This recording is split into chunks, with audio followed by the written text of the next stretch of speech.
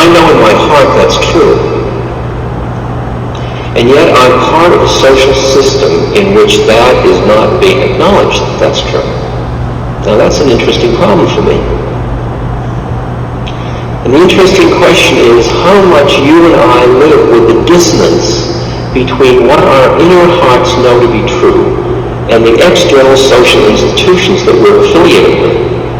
This TMS talk comes from the blog entitled Defining TMS, What the Hell Is It and How Does It Apply to You and I? Before jumping into a brief origin story of the syndrome commonly known as TMS, the mind-body syndrome, I want to make it clear that at its essence, the theory of TMS states that the mind and body are deeply connected, so much so that it is a fallacy to even refer to them as if they were separate entities.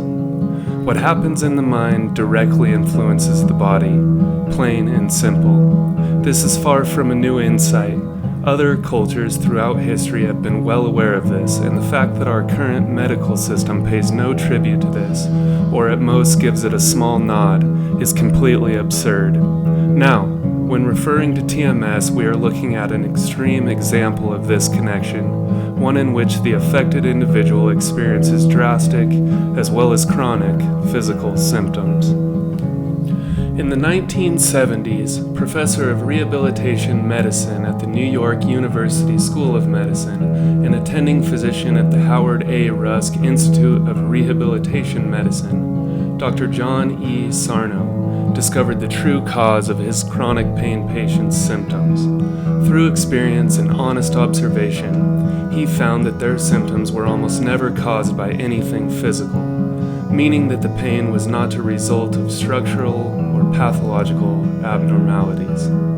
This proved to be the reason why the traditional forms of treatment he was prescribing, surgery, medication, physical therapy, chiropractic, etc., were not providing lasting results, and certainly were not curing anybody. What he discovered was that the physical symptoms were a result and manifestation of repressed emotions and the elevated stress, tension levels that accompany them. These repressed, unfelt emotions consist of shame, guilt, apathy, grief, fear, and anger, with all the varying shades, depth, and complexity within our emotional apparatus. I would be just delighted if you would head to howtosayifyoupolitely.com, check it out, and begin the process of healing your damn self.